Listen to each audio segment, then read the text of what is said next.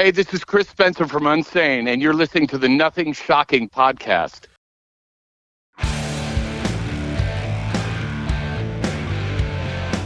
Want to know what's going on in the world of music? Then tune in to the Nothing Shocking podcast, a non-genre based, all ages friendly rock and roll program. Join us weekly for interviews with all your favorite rock stars from the mainstream to the underground. You can find us at nothingshocking.libsyn.com or anywhere you download podcasts.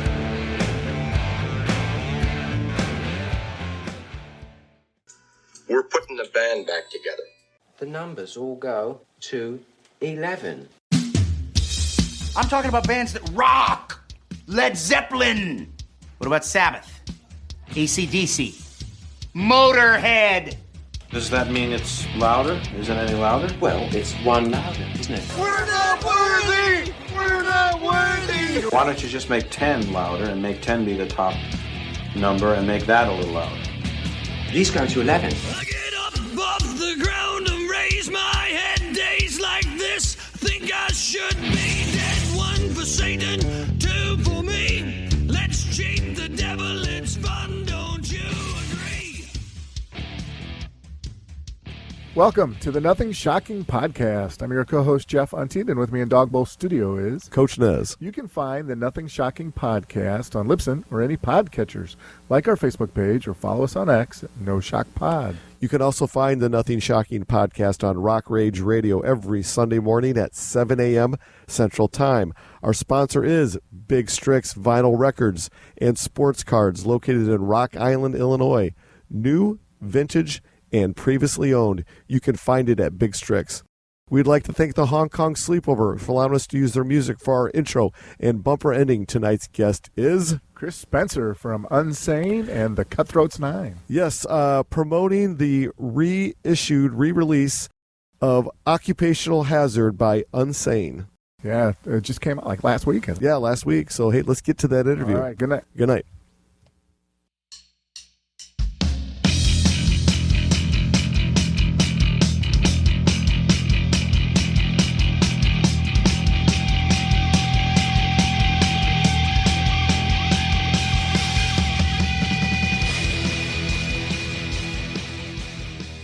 Chris, welcome to the Nothing Shocking podcast. I'd like to introduce you, my co-host, Jeff Untine. Chris, thanks for joining us tonight. Hey, Jeff. Thanks for having me. Man, we're excited to have you. Thank you for your flexibility on this. We're so excited to have you tonight. So, hey, let's get right into this. So, Unsane has remastered the Occupational Hazard album, and it will be reissued on the band's own label, Lamb Unlimited. Talk a bit more about the processing of remastering and reissuing of this album. My friend Andrew Schneider, who's a engineer, producer, he does everything, and mastering and everything. Old friend of mine, he's done a few of our records. We just got him to sort of update it kick it up a notch, with new technology and kind of give it it kind of has a little tiny bit more dynamics. I know it's kind of rough with a band like us, but kind of opens it up a tiny bit, just where there's a tiny bit more clarity while, it's just mastering. We're not remixing. So, you can only do so much, which is good.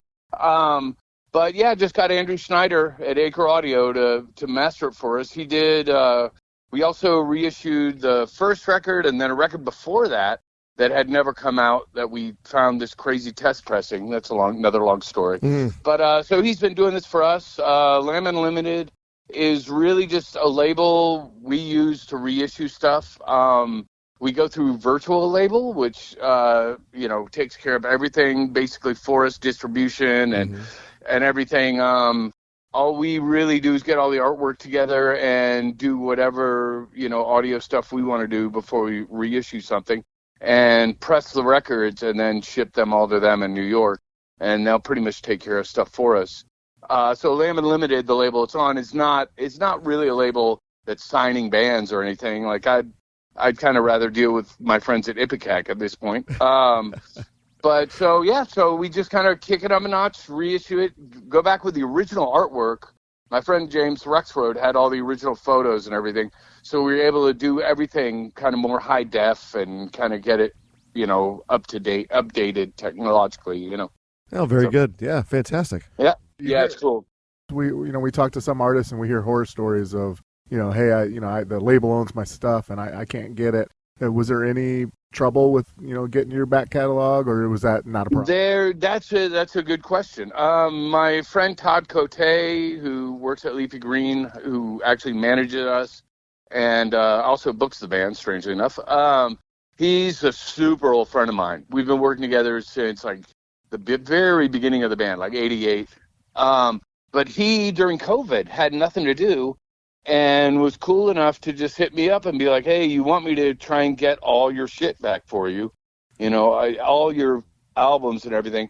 The only one we couldn't get. Like, we could get everything else. Most of the labels I've dealt with, there's been a lot of labels, but a majority of them are people I know and friends of mine. I tend to kind of want to stick with that as an independent artist because I really don't like major labels and I don't trust them at all. They'll just take your shit and run, which is what happened when Matador got bought out by Atlantic. So we did this record, Total Destruction, with Matador, but they had been bought out by Atlantic, and to our real dismay. But then that's the only record we could not get back because Atlantic is just fucking like pulling teeth to get anything done. And they'll just stick their lawyers on you. They're not nice. You know what I mean? They're not cool to you at all. I mean, it could be, it's been fucking 30-something years or something, and these people still won't give you back your shit? Like, come on. I don't know.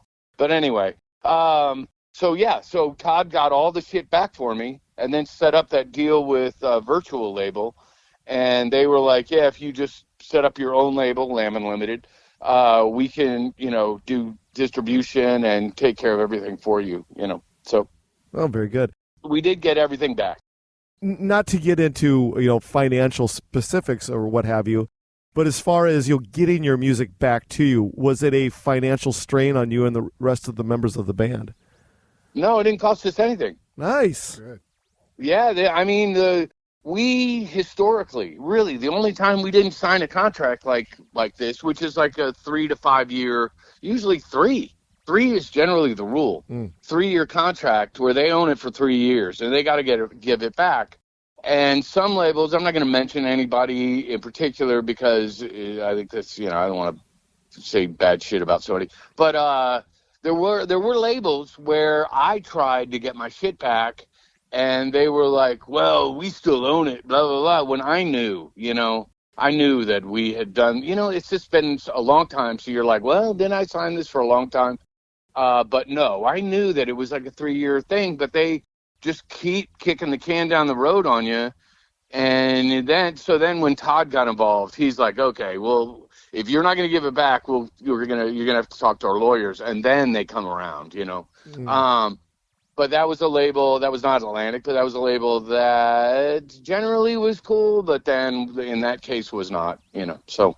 Well, I guess, on the flip side of this, talk a little bit more about, I guess, of what the knowledge that you have for labels that own your music that will just sit on them. They're not making any money on it. What benefit is it for them to keep your music on a shelf and let it just sit there instead of letting ownership? That's a good point. I guess they make like fucking, a few bucks a year or something like that in digital downloads or something, you know what I mean? But it's not, Matador did repress, I think it was Total Destruction, and, because Atlantic had it or whatever. And that actually sold out pretty quick and they did all right by that. But, yeah, I don't know, man. I don't know the point of that at all. Why not be cool and give the artists back their shit? It makes no sense at all because they're not repressing, they're not remastering, they're not doing anything with it. So exactly your point. It's just sitting there on a shelf. Like, what the fuck? Come on. So, very good. I don't know. I'm not sure. You got me why they do that. I have no idea. I'm just a fucking guitar player. So. Fair enough. Yeah. With this re-release, are you using all the original artwork or changing anything up or anything like that? We took the original photos because technology at the time, the shit was not nearly as high def as we can do now. So we took the original pictures and relayed in as close as we possibly fucking physically could. Yeah. Redid the layout on them, and it was a friend of mine who worked at Relapse at the time and wanted to do the artwork, but didn't get the chance. It was another guy who did it. So this time we had him go back and, we really tried to stick to the original artwork as closely as possible. Obviously some shit it's been so long that there's maybe a tiny, tiny little thing with the font, which we had to go through with kind of a fine-tooth comb and try and get it as close as we possibly could. But, so we took the original photos. So that picture is kind of amazing, really. If you see the high-def version, it's really cool. So I wanted to not just have that pixelated old photo on there, Very good. Well, I guess talk a little bit more about your covers and the band's approach to. You got some pretty unique covers on. I mean, that's the band's approach. That's been, we call it a blood run, that record. It's called Blood Run. It's named after this thing where I would go to the meat markets back before, the West Side, below 14th Street was back when it was when it was all meat markets. Now it's like fucking a mall of high-end fashion and shit. But I used to go buy gallons of blood and get my friend James Rexroad, who was working for the Post, New York Times, I think, Sports Illustrated, and maybe some shit for the Post. But I'd grab him, and then whatever other friends he would have that would want to go. And I'd scope out, because I'd ride my bike all over Manhattan and Brooklyn all the time, and I would see pieces of architecture or places that I knew I could hit with this blood. I could go set up a crime scene and have my friends go with me, and it's totally illegal. I'm using fucking real blood, so it's really illegal. So then I meet my friends, we hang out, we kind of plan what we're going to do, let them know what I'm going to do, and then we go over to these places to wherever in Brooklyn, or like in this case it was Lower East Side of Manhattan. It was over on the East River. And I go in with rubber gloves and just fucking hose everything down and set up a situation. And then they come in real quick, and James and whoever else is working with him will just get whatever they can of what we talked about getting. And then we got to get the fuck out of there quick. Because like on Occupational Hazard, the cops actually did come, but we were not at that post that's on the cover. We were at a different spot. We kind of on that one we did a few different spots. We actually had flames and shit. I was using lighter fluid in the foreground and all kinds of crap like that. But so the cops came up, and it was the only time we ever got busted, but we didn't get busted. We told them we were NYU students, and we didn't know that we had to have we just played dumb, and said we were NYU students doing some dumb shit. And they were cool. They said, okay. They kind of held us there for a long time, kind of tried to scare you, we're typical. And then they said, well, as long as you clean it up. And we were like, oh, okay. Yeah, we're going to clean up fucking 4 gallons of cow blood all over this fucking metal pillar. Yeah, right. You know what I mean? But we told them we would. And then until we got away with that one. So it's pretty fun. I mean, all the covers, not all of them are blood runs. Right. The first one with the guy on the subway tracks is a real photo from this friend of our bass player at the time, Pete Shore. A friend of his worked for the New York Police Department. And had this crazy ass photo, just like 4x6 or whatever, or something like that. Those old school photos. So we just took that and kind of used that on our first record. But and then Scattered, Smothered, and Covered is from a Mexican death mag that we found, but almost all the rest are pretty much all Blood Run stuff. The album Blood Run is kind of funny because that record that's my bathroom. and that's my roommate Jamie, so in the tub.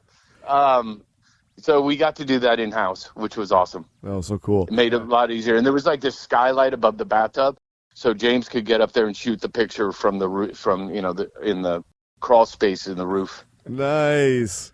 Well, yeah, very cool. Take us back to the original writing and recording process for the Occupational Hazard album. It was the band's 4th album, and it was the first album released on Relapse, correct? Yeah. We had just come from AMREP, which on this reissue because now we can add shit to it that's digital download. You know, we thought about doing like a double album, but fuck that. I'm not going to take the original shit and make it into a double album when a lot of the songs are the same songs. You know what I mean? Like, so we can add things like we went to MREP Studios in Minneapolis.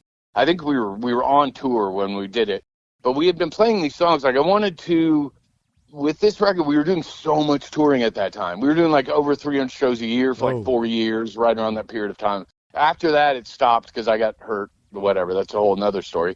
But, so we had gone to MREP and just kind of ran through six, I think, of the songs, and had Tim Mack record them. So we were able to, with this reissue, add that as a digital download, which is sort of a demo thing that, you know, that we did on tour. And the songs are on the record, but these are different recordings. So they were sort of pre-production work. Yeah, cool. Very good. So very cool. Yeah, very. Yeah, but I guess that's pretty much all you were wondering, right? Yeah, for sure. Yeah. I guess, can you talk a little bit about the supporting tour for that album? Do you have a story from that tour? Oh, yeah. Well, okay. I mean, you may have heard it. I've kind of told this one a bunch in interviews. This was pretty fucked up. So we finished the record, got it done. It was wrapped. Relapse wanted me to go to Europe to do some press. I went to Europe. I was hanging out one night, came out of a bar. I was hanging with my girlfriend and her brother. They had to leave. So then I was leaving later. And I just hear somebody go like, "Hey," and I turn to go, "What?" I was in a park. It was like this weird park with bushes on either side of the road. And I turn and somebody comes up behind me and hits me in the back of the head. Very long story, as short as possible. As I'm going down, I see like 4 guys coming out of the bushes. They kick me in the head and body till they basically thought I was dead. I wake up in a hospital in Vienna on a gurney, covered in blood everywhere. My stomach's all swollen. I just kind of woke up in a hallway and was like, what the fuck? Got up, left the hospital, walked out of the hospital, went back to my hotel, like washed off the blood, and then just collapsed on the floor, hurt like hell. I was like, fuck, I got to go back. Went back to the hospital. They were like, where did you go? You were like, you were about to go into surgery. We had you in the hallway while we waited for the surgeon to get done, whatever. You were about to go into surgery, so they took me in, full exploratory surgery. They couldn't find I had internal bleeding, which they apparently had a hard time finding. Obviously, I was unconscious. They cut me from sternum to pelvic bone and lifted out all my organs. Found the bleeding, finally, in my small intestine. So they had to go through all my intestines and everything, which is kind of crazy. Cut out a piece of my intestine, sewed it back together, put it all back in. I was in a terminal ward with like guys dying in the beds next to me, for about 10 days, 9 or 10 days. My stomach was stapled shut. I had huge tube coming out on my lower left side, small tube coming out on my right side, and multiple IV things going straight into my heart from my upper chest. So I couldn't move for a while. I was cut all the trauma shit in there, in the hospital stuff, to keep that to a minimum. But got back, as soon as they took out the big tube, got on a plane, went back to New York in a wheelchair, blah, blah, blah. My friend James picked me up. Just hung up my room and watched stolen videos for about a while. Then had a doctor who was not going to ask any questions, take out the staples, and we left on tour, right away. I had a few days in there, but I had this Velcro girdle holding my belly together where that giant scar was, and the scar would bleed every time I played. Blood would come out of it, and it was starting to split and all kinds of crap. So then that's when I started 10 months of touring. So it was pretty agonizing there for, a couple months at least. The other guys in my band were like, "Oh yeah, if your intestines come out, we're gonna call the tour." Thanks, you fucking assholes, But it was just kind of a running joke. But yeah, so did all that touring, and after that 10 months, then in retrospect, man, I really should have taken a break. And just healed up. not done one tour. You know what I'm saying? Like, just take a month and a half off or something and just, recover before I just fucking got out there right with the staples freshly out, So, yeah, so then we took a break. We took a hiatus there for a little while after that whole debacle, I wanted to go to my favorite track on Occupational Hazard. Oh, what's that? Yeah, well, it's the humidifier, and the reason why that song kind of sticks out the most to me is because this kind of has that funky undertones to it. Can you talk a little bit more about the that track is a banger? Can you talk a little bit more about the creation of that song? I mean, that's one of my favorites on that record. I kind of really like the vocals on it, strangely enough. Yeah, it's got kind of like a low groove going on underneath, you know what I mean? And I've always it tended to get cut from the set. Like, I really had it in the live set, like right away, but then we had so much shit to do that over time it just kind of got weeded out of there. I don't know why. But yeah, that, sort of normal. It's just something, just a riff I came up with, and just kind of pursued it until it became what it is. I just, I really like that song. And I love playing it live, which I'm looking forward to. We're leaving in a few weeks, I think 3 weeks, 10th of March, to go out and we're doing the whole record at Roadburn, from start to finish. So that's going to be really fun. And along the way, that'll be in the set, so I'll get to do that live now, finally. Oh, that's forever. So cool. Yeah, I think very cool. European dates coming up in April. So. Yeah, oh, totally. Yes. Okay. Yeah, it starts, I think we go to Prague on the 11th. Yeah, it starts like, I think the 13th. Hold on, I got it in here somewhere. But it starts, I think 13th or 14th, and it's like 6 weeks with maybe 3 days off, I think. Something like that. Yeah. But it's kind of cool because now, having told you that story about what happened with me and getting jumped and everything, it's fucking awesome to get to go play this record and not be in fucking excruciating pain. Yeah. But yeah, it starts the 13th in Hamburg. Oh, very cool. So, yeah, and goes till April 19th, where we end up in Prague. So, but we start in Prague, and then we go to Hamburg right away. Bands that do reissues and it's things like this, try to package the product in a unique way for your fans to purchase it. And a lot of times we also see bands when they go out on tour to support a reissue, they do special commemorative merch or whatever it is. So can you talk a little bit more about, is there any fancy repackaging of the album, and is there any commemorative merch that you're going to bring with you on tour? Oh, well, I mean, honestly, I got to get on that, man. I'm not really, I'm more of a musician than a merch guy. So, so it's, I'm not the best at this. Maybe my manager has thought of something, but the record itself is on this clear bloodshot vinyl, which is kind of cool. Mm-hmm. And like I said, the whole thing is updated, to a higher res spec. That's really about it. I don't want to fuck with shit too much, honestly. Yeah. If I'm a fan of a band and they release something, it's cool to get the bonus tracks. Like, we added one bonus track on the B-side because we had a little bit of space there. And a good friend of mine died not long ago, Frank Kozig, artist who ran Man's Ruin Records. And we had done a 7-inch for him, so we included the B-side of that 7-inch on this as a bonus track. But yeah, I don't want to fuck with shit too much. I think it's cool to do colored vinyl, you know what I mean? But the clear with the bloodshot looks really cool. Merch-wise, there's got to be. You know what I mean? I got to get on that, honestly. I was thinking that yesterday. But, yeah, we'll see. We'll see what happens with the merch thing. But the record itself, it's just colored vinyl. Sure. And, another thing, too, is, with tangible physical product not being as, pop culture, that we don't have young people buying records like we once did back in the 80s and 90s and, whatever. But for you, the band, How important is merch has been for you guys as, physical product sales have been dropping? Have you been taking a lot of different type of various merch with you on the road?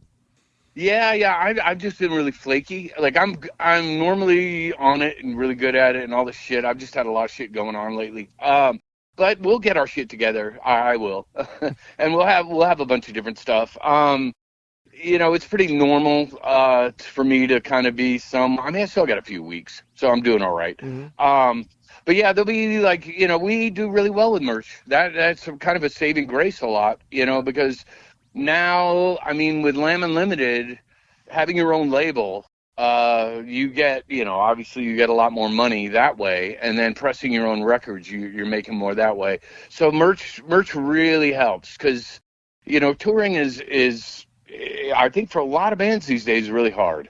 Yes. So the merch really, really helps, Yeah, and it's actually really worked out. I don't think people buy less than they used to, honestly. I buy, I make sure that I buy something on every show that I go to. Yeah. Every time. Oh, yeah. Wow. Oh, that's cool. Yeah, my girlfriend's like that. She's like, oh, man, we got to support the band. Exactly. Exactly. Oh, yeah, I got you. Yeah, totally understandable. Yeah.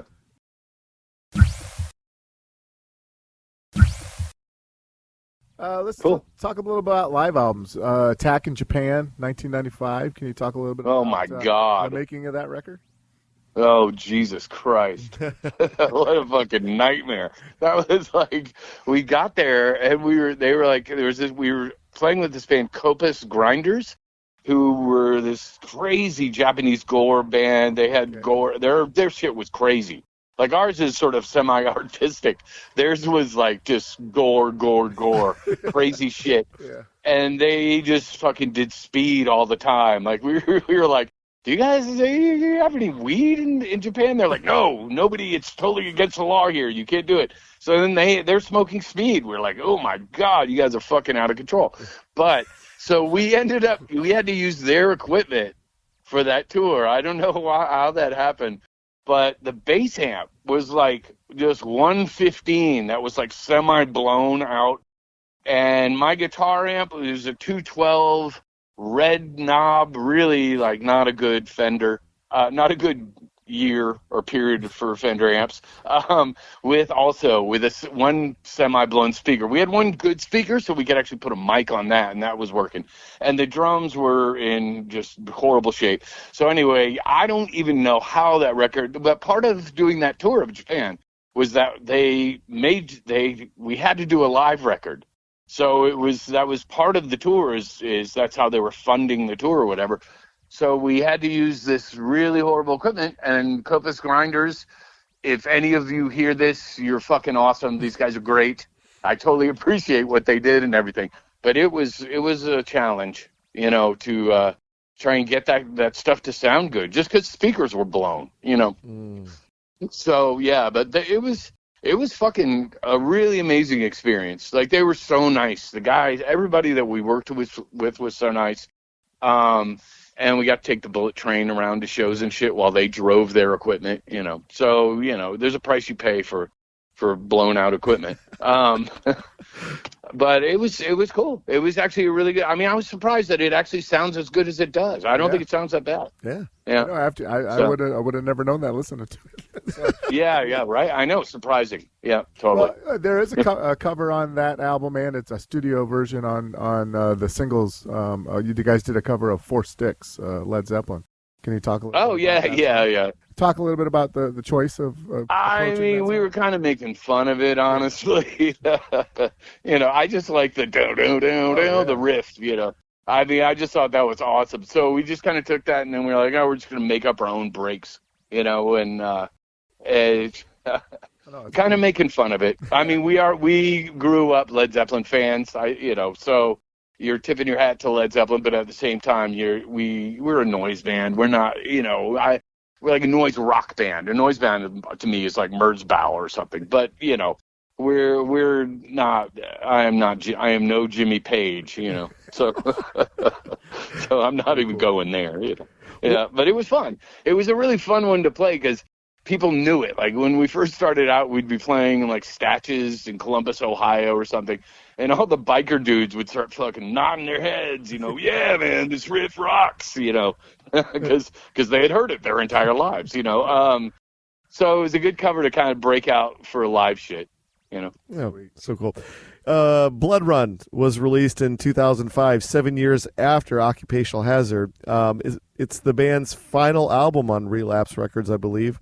Are there any plans? Yeah, there was another one. There was Lamb House, which was sort of had a video and all kinds of shit, which was the third record. We had signed for a 3-record deal. So the third one was like sort of a, greatest non-hits record. Well, I mean, is there going to be any plans to re-release Blood Run like you're doing with that? Occupational Hazard? You had mentioned earlier. Is there anything you would ever want to redo or anything? I think that record sounds good, but I really wish we could kind of remix it a little bit and help it a little. But I would like to do Blood Run. I would definitely like to do that. Fantastic. Jeff, go ahead. Yeah, I know. I know. That may be next. So, well, let's hope so. Yeah. Well, earlier you talked about taking a hiatus with Unsane, and during that time, I think you moved to California and had started a band, the Cutthroats 9. Can you talk? Yeah, the Cutthroats. Yeah, that was fucking fun, man. That band was awesome. So fun. I had done so much touring, and I was playing with Will Carroll. I think we had like 14 bass players or something like that over time. But it was really me and this really good friend of mine, Will Carroll, now plays in Death Angel, strangely enough. Mm-hmm. Yeah, he's been with them for a long time now, maybe like 10 years. But yeah, me and him just kind of were good friends and just wanted to get out and just play live a shit ton. And I'd done so much touring that I was tired of sitting around all day. So what we would do is smash the drum kit, and if we got paid over $500, we would buy a cheap guitar at Guitar Center and smash that too. And then we would spend the next day, because I like fixing shit, I like working with my hands. So the next day I would just kind of break out the JB Weld and fix drum equipment and fix guitars and fix whatever we had broken the night before, just to have something to do while we hung out, That was kind of the ethos of that band, was just crazy live shit. It was really fun. That was a really fun band to play in for a long time. Unsane had gotten really, after that whole, touring with the injury and everything, it just had become real work, Yeah. So then when I started playing with Will, it was like, oh, okay, this is fun again, this is not like killing myself to play. So yeah, that was just kind of really a touring band more than anything. We did just a shit ton of touring and just kind of lived in it. That, to me, that's been like a basic element of being a musician that I think is fucking awesome from day one, is just kind of living in the van with your friends, cruising around, traveling around, being kind of like gypsies and just playing music every night. I think that aspect of it is really cool. I really don't like it when it becomes this dry ass job, where you're sitting in the same, like we toured with Slayer, and it's like you're sitting in these giant places and you're just in another cement room every day. Right. There's nothing, no culture, you barely get out. It just becomes really a grind, Whereas when you're driving around in a van with your friends and figuring out places to crash. I mean, obviously now I'm older, I don't do that shit as much, like I used to. But for a long time, it was like I knew people in almost every town. We go hang out with them and stay at their place and stuff. So that was kind of really a cool element. And when I started playing with Will and Cutthroats, we did a lot of that. It was kind of back to, enjoying life again on the road playing. That was so cool. Yeah. Well, yeah, we're going to get to this question of Unsane has released 8 albums. Is that correct? 8 studio albums? Am I off? I don't know. I guess so. Okay. Never counted. What was your favorite album that the band recorded? You wrote and recorded? I mean, there are different. It's apples and oranges in a lot of cases. For example, fucking the first record, man, that one was incredible to make. I had we had toured a shit ton again, doing the same thing, kind of Cutthroat style, where we just lived in the van as like brothers and fucking drove around and played all the time. And then I had recorded a lot of the shows with this shitty ass cassette thing, portable, like Sony Walkman kind of thing. And so I was able to take all the noise that we did between songs and shit and put that on the album in between the songs. Like, I wanted to make that record really like our live set had been. So in that case, it was really cool because between all the songs, you get all this noise shit that was stuff that we did nightly. You know, not the same thing, obviously. It's all fairly random and sort of a controlled chaos kind of thing going on. But it was really cool to make that record and put that shit in there. Whereas, like, Improvised Munitions, what was supposed to be our first record that never came out until 25 years later, that one I hadn't been able to do that because we were in such a hurry to get it done. Then by the time we did the next one, which became our first record, we had plenty of time, and we had been touring on those songs forever. So that one has that, you know, I mean, most bands I've ever been into, their first record is kind of key, I think. But then I would say Scattered was fucking awesome. Scattered, Smothered, and Covered. Because we just lived at MREP. We lived they had this old dental office place that they turned into a record label and a recording studio in the basement. And it was like 9 feet of snow, Minneapolis in winter, brutal. But we just hung out there and really focused on what we were doing. The guys from the Cows came and hung out, you know, Shannon and Kevin and those guys, Thor and those guys came over and hung out, and we all kind of, you know, had fun in the middle of winter. And so that one was really fun to make. It was like living in a military dorm making a record. I would say Blood Run was also fun, but in a different way. Occupational Hazard was also very fun, but different. Like that, when we made Occupational Hazard, we recorded with Billy Anderson at Excello, and it was kind of a very low-tech studio. Like the board had all these crackles in it and all kinds of shit, and it was hard to make because the equipment was very old that we were using. And then we remixed it with Dave Sardi at a really high-end studio that he had used for the Slayer record in Midtown Manhattan. So that one actually came out good despite all the adversity. Blood Run was fun. Again, it was, you know, we got to work at Studio G, which was friends of ours. But then I would say Visqueen was fucking one of the, I mean, to me, it just came out sounding so good. Andrew did that one, Andrew Schneider, and it just sounds so fucking massive that I really, I don't know. I really like that record. I really like the way it sounds, the way it came out, the way the songs are and everything. And then Sterilized was really fun. Dave Curran, our bass player at the time, he kind of just recorded all the basics in the Yucca Valley Yucca Valley at this friend of ours' place, and then we brought it home and we had time to like work on shit, and then we had Andrew mix it after that. So you see, like every record kind of has been done in a slightly different way, actually. But I would say that the standouts to me, and I hate to do this to Blood Run, but I would say first record, Scattered, Smothered, and Covered, Visqueen. You know, I think those to me are just came out sounding kind of the best. Huh. And I guess on the other side of that, I take it that Blood Run is the album that you wish you could have another redo on? I don't know. No, I think actually, and I've talked to Cooper, our bass player now, I've talked to him about this. He brought up the idea of redoing Total Destruction, which I thought was a really interesting idea. Because we recorded that with Martin Bisi in Brooklyn, Bisi Studios, Yep. And it came out a little cleaner than I would have wanted.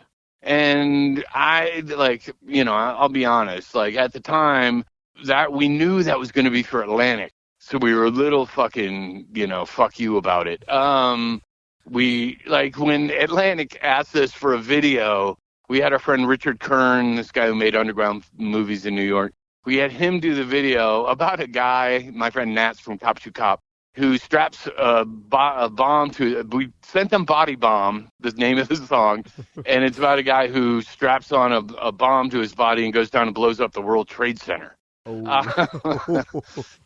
Yeah. So that was a huge fuck you to Atlantic. You know what I mean? Like, they wanted something they could use and promote, and it was like, we just said fuck you. You know, here's the, like we said to, I mean, people were talking about it. It was like, what is the most uncommercial song we can give them? You know, what is the most sort of commercially offensive? You know, and they sent the video to MTV, and the email they got back, they sent it to us. It just said, "Don't like the band, don't like the video."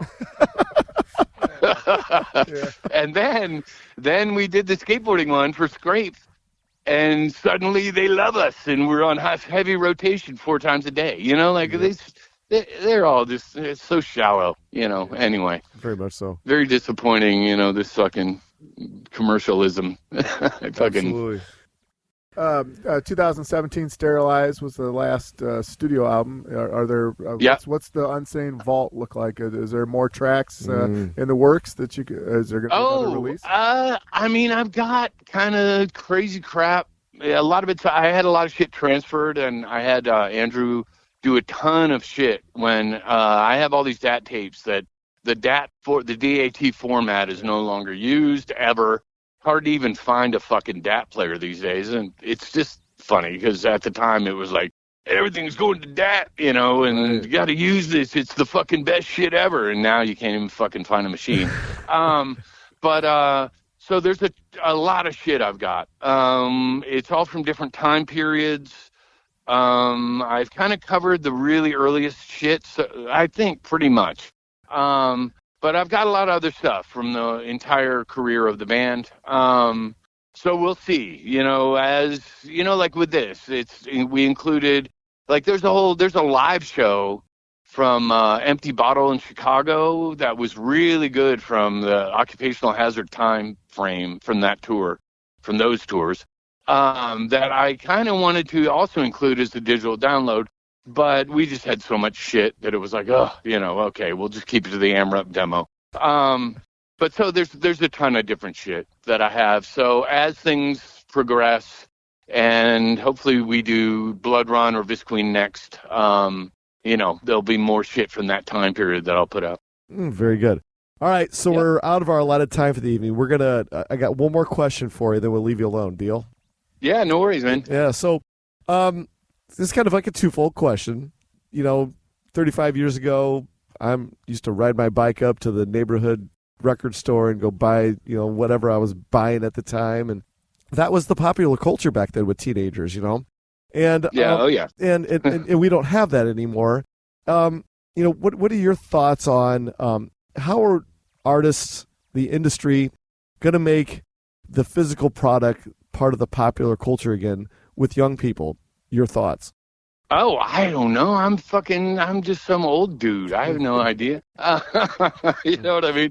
But I think like a lot of people, just people in general, like having a physical product in their hand. You like having artwork to look at while you're listening to something. You know, exactly. It's a very universal thing. It's very tactile, you know, and visual. So that obviously that is lost when it's just digital, and especially if there's no crazy artwork with it.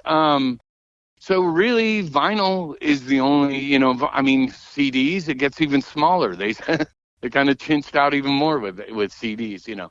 But they are way more convenient. But yeah, I don't know. You know, is there another? There is no other format. I don't think there's one coming up. You know, really. I mean, unless you do like digital artwork that, you know, you make a video for every song. Exactly. You know what I mean? Exactly. And do a visualizer for every song that really you can just put it on and watch and listen to your whole record on your television. You know, exactly. That's maybe the only way. But I really don't think there's like a physical form that's going to come up, right? You know, no way. So records in that sense are maybe the last bastion of you know, physical form, musical, you know, art. On the flip side of that as well, you know, there with the internet and social media and what have you, there is no mystery to rock and roll anymore. Which when we all grew up, we're in our 50s. We grew up with bands and musicians that kind of freaked us out a little bit. They're very mysterious. Right? Yeah. Now that is very true. And with internet has spoiled all that. It's spoiled everything. And I guess like maybe Ghost was doing it kinda for a while there. He Tobias Forge was kind of holding that gauntlet for mystery, but even he let go of the mystery of it. But I mean, people now wear all kinds of crazy outfits and masks just to do that kind of visual thing and maybe try and get some mystery. I've seen so many bands in Austin in the past year that are like everybody's wearing some crazy fucking costume, But it's like but the thing is that everybody knows what they look like underneath that costume, right? So when it was Kiss back in the 70s and in the 80s, nobody knew what those guys really looked like. But I guess in the last part of this question is, how do we get the mystery back into rock and roll again? I mean, you're asking the wrong guy. I will be honest with you. When I was a kid, when I was not a kid, but when I was like a young adult, and before I was really popular, I've never been popular in a band, but before I was doing this for a living or whatever, I was driving a fucking cab. I was really like a normal schmo, and that kind of has been the key with Unsane. I mean, our artwork is fun as hell to do. I love doing it. And that I think holds a certain mystery, but I've never been, I'm just like a fucking normal guy, and I've kind of liked that in music. I kind of like the lack of mystery. You actually see the person that actually is expressing themselves. I think that I do appreciate what you're talking about, mystery, but I'm not. That's definitely not us. Yeah, fair enough. Well, like I said before, we're out of our allotted time for the evening. Is there anything that we left off tonight that you would like to plug or promote? Oh, no, not really. Just come to shows. Come say hi. Very good. We're playing soon, so yeah, come out to shows, man. It should be fucking awesome. Absolutely. So this is how things are going to work out. Jeff is going to get this all cleaned up. It sound like $1 million. That's how he does it. So, but when it's ready to go, we'll send you the link, and please share it to all your socials you have. We're going to share it to ours, and we'll really appreciate it. So, Chris, it was an honor, and it was a blast, man. Thank you so much. Oh, thanks, guys. Yeah, man. Thanks for doing it. Absolutely. And so, like I said, we'll be in touch with you. Cool. All right, man. Good. All right, be good, man. All right. Take care. Yeah, have a good night. Bye-bye. See ya.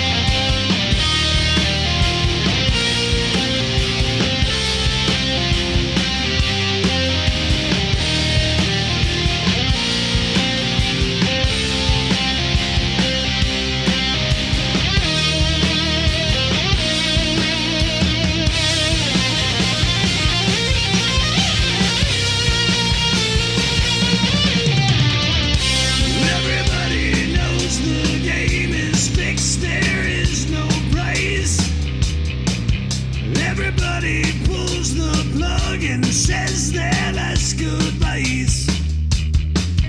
Move to the sunshine. Fight the grip of nights. If they ever take from you, then you plug out both their